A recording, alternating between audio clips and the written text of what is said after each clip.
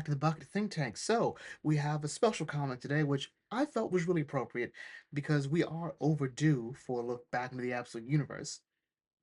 It is called Absolute Evil, all right, which I think is an appropriate title for Halloween. But anyway, it's not really Halloween themed, it's not even horror themed, but I think it works. And the reason I want to talk about it is not only because it has big ramifications, but it's also, in a lot of ways, if you want to recommend the Absolute Universe to people, I would say you'd recommend them this, right? Because first of all, you'll never get a better look at any of the villains than you will in this one. You'll also get a look at exactly what's going on here in the Absolute Universe. And you're like, oh well, this sounds cool. This sounds cool. I'll pick those up. I think that's a really good idea. But anyway, let's get into it, so to speak. So, our first issue opens up in 1951 with the House of Un-American Activities Committee. Um, which, if you read the Snagglepuss Chronicles, you realize nothing good can come from this. Hawkman has come before, like, hey, you know what? I would like to keep my anonymity. So I will snitch on a whole bunch of other heroes for you in exchange, and I'll work for the government. How about that? You let me do what I want, and I'll make your problems go away. And yeah, that's it. This is showing us how different the Absolute Universe is.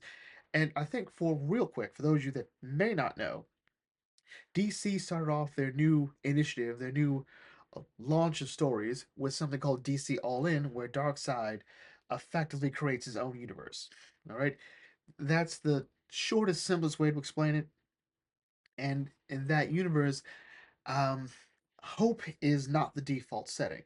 All right, they've explained it where alpha energy is sort of what creates everything that we see in the main universe, where Superman is a symbol of hope and action, and we see good guys like Batman and Wonder Woman, and the system and the universe sort of leans towards them.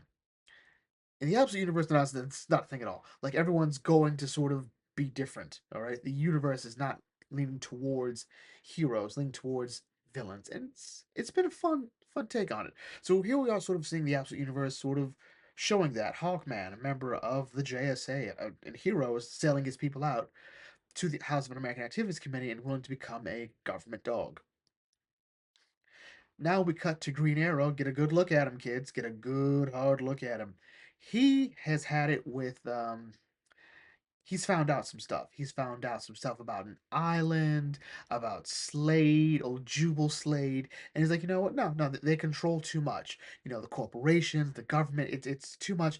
I have to do something. And this is kind of Green Arrow in a nutshell. He's always sort of been, rallying against the system in pretty much any iteration. He's talking to Roy, and I sort of made the joke that, hey, this is the first time I've ever seen Ollie pick up the phone when Roy calls, but this is pretty much seems like almost he's calling just to talk about what he's doing, as opposed to what Roy's going through. But anyway, he's like, yeah, we're gonna take care of it. I'm gonna take care of him now, all right? It's fun. Like I said, get a good hard look at him. Remember it. Meanwhile, at some location, Hector Hammond, a Green Lantern villain, is going to meet with a whole bunch of other people, and like Hector always is, he is not willing to play by the rules. When it's like, hey, sir, I'd like to let you through, but hey, you were told, and it was part of the agreement to come here, that all electronic devices would be left. It would be left outside. Like, yeah, I'm not gonna do that. Like, no, come on, sir, come on, sir. Anyway, so he relents and he's let in, and yeah, we sort of get this group here. We have Veronica Cale at the head of this. At the head, we'll go clockwise. We'll go clockwise. We have Veronica Cale. She is working with. She's a security advisor. All right, for the government. There's Julia Thorne from the Absolute Comics. So, um, Veronica Cale is from Absolute Wonder Woman. Uh, Julia Thorne, Flash. That is Joker. um, but I believe his name is Jack in this one, from Absolute Batman, and with the man bun looking like some weird dietized version of Jason Momoa, is Ra's al Ghul from Absolute Superman, which is still one of the weirdest changes there, and I like it. I like it. But Absolute Superman is sort of it's a it's not bad, but there's a lot going on. So anyway, they all sit down, and Veronica gives everyone a rundown. It's like, hey guys, remember like way back in the day, there was a dude named Wesley Dodds. All right, he built like this sort of gas, and it was really cool. And then all of a sudden, some dude called himself the Sandman was going around using gas to nullify criminals and pacify them so the police could do their job. Yeah, no one really put two and two together except the government, and but it didn't matter. He was found shot dead, and yeah, all of a sudden the government had access to this gas, and yeah, we won the war. Wild. uh, Ted Grant, back in the day, became Wildcat, was fighting criminal thugs, like, medium time thugs, you know, small time thugs, working his way up. He took a bribe for like a couple 50 grand, and turned his head the other way, and built a gym, trained some heavyweight championships, died at 81. It was a good life for him. It was a good life for him. And yeah, yeah, things worked out well for us. Like, hey, 16 people may have died in that factory, but hey, guess what? We got the gas made. Gas won us the war. Boop, boop, ba doop. There we go. It's fine. It is what it is. All right. Then we have Iron Monroe, who would become. It was Iron Man. Well, yeah, he became Iron Man for All Star Squadron, or was it Young Star Squadron? All Star Squadron? I think it was. Anyway, he was all set. He was cool. He didn't want to play ball when the House of Un-American Activities Committee came in, and yeah, he's out on the farm. He's out in the middle of nowhere doing whatever. What this shows is that, hey, at the end of the day, the status quo is maintained. Or that's what we do. We maintain the status quo. All right, and these outliers, we can deal with them pretty quickly. But the reason I tell you the story is to show you not only that, but also what's going on now. All right, you guys remember the Gateway event? All right, we call it Gateway event because, well, it happened in Gateway City, and also at the same time, all right, um, this Cthulhu-esque monster came out, and like some sort of gateway. And yeah, I'll be fair, we were not really set to handle that.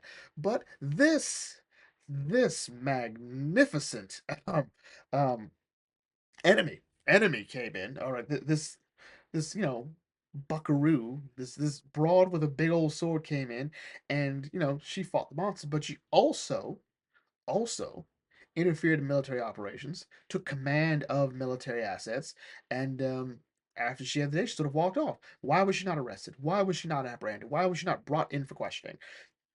They just let her do what she wanted. Didn't like it. Didn't like it. And then there's this dude in Brazil who's messing with Lazarus Corp.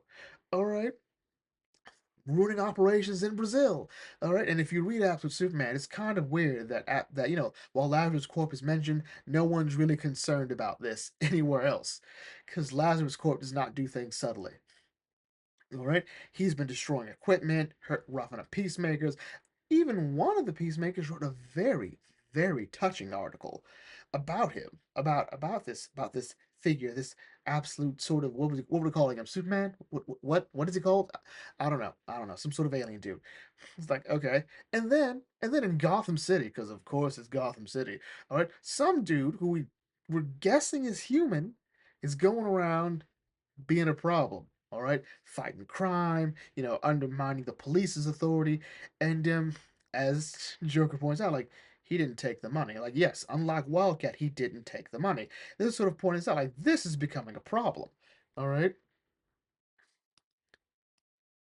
and they aren't the only ones. All right, we have say the alien object falls down in Evergreen, a second gateway event, less telegenic, and yeah, we've got people with green powers, yellow powers.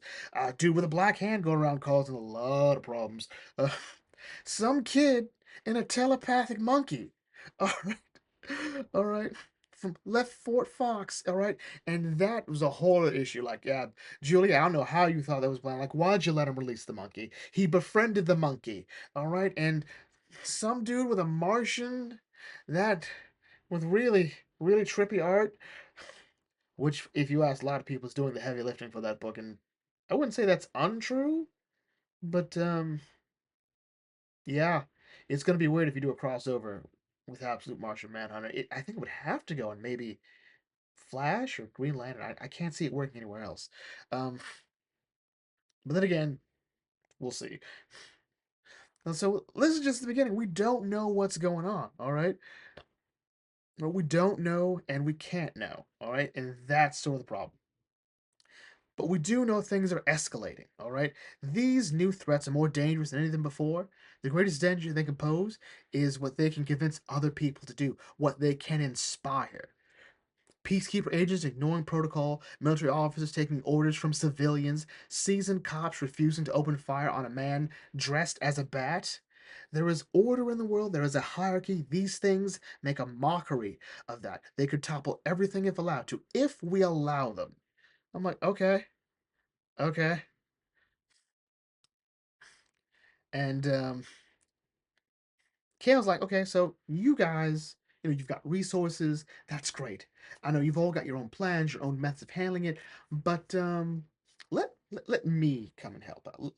Let's like, give us a call and we'll help deal with this. All right.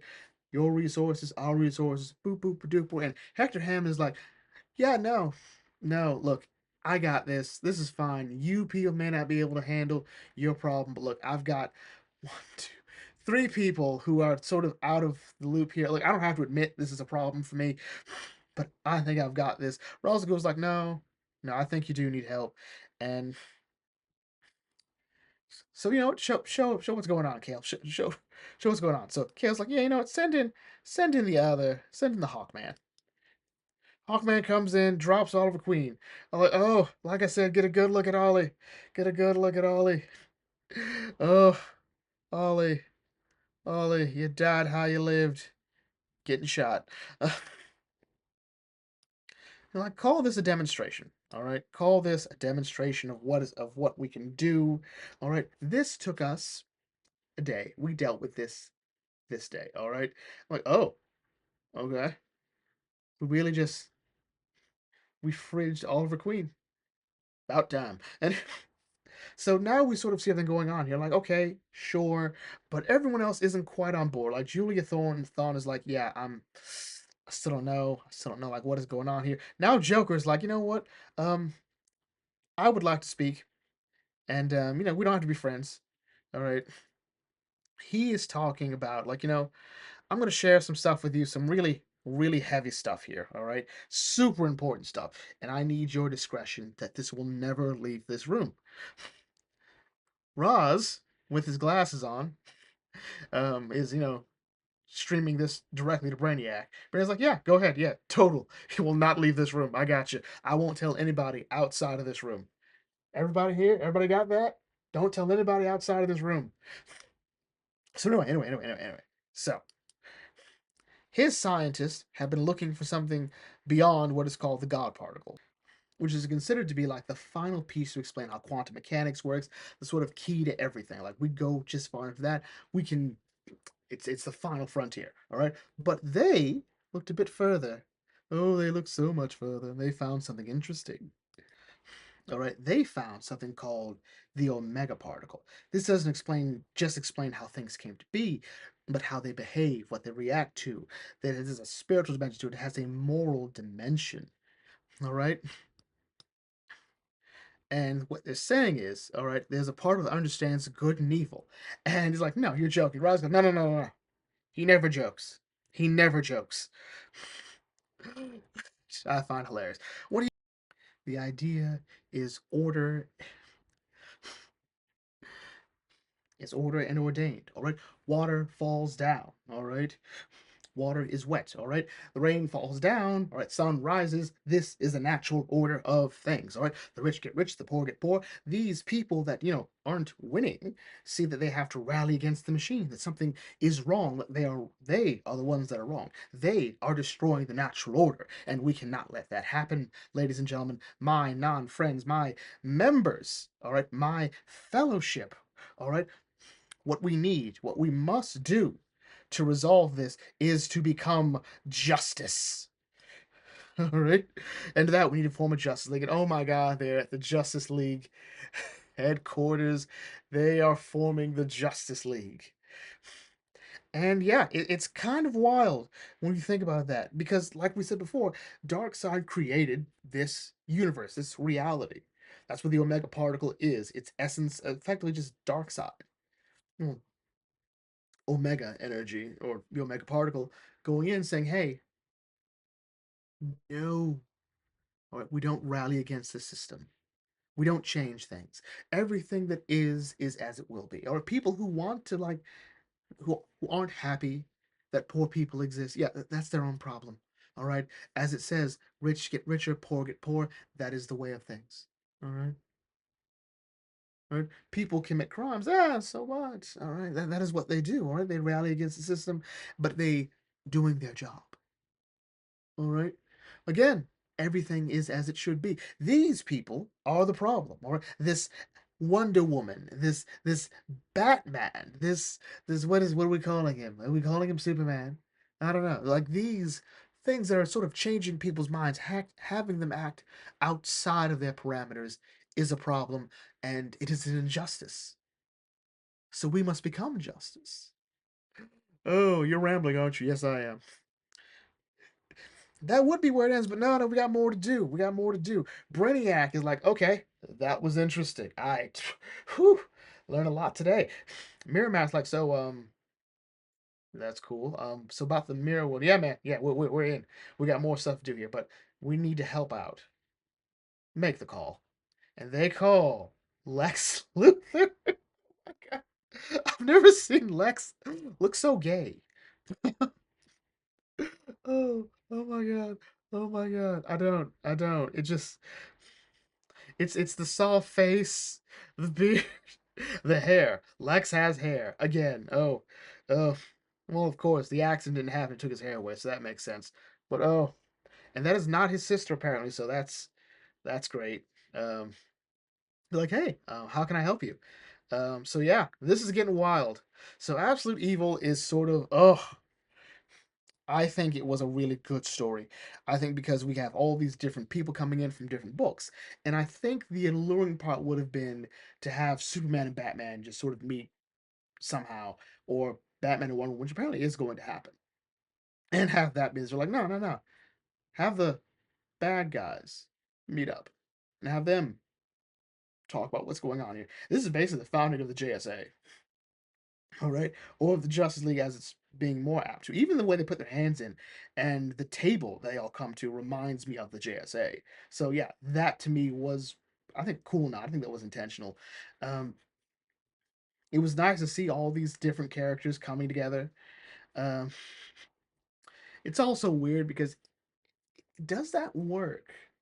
Like from their perspective, of course, like even from the villain's perspective. Well, no, no, everything is sort of shaped to be that they are the villains.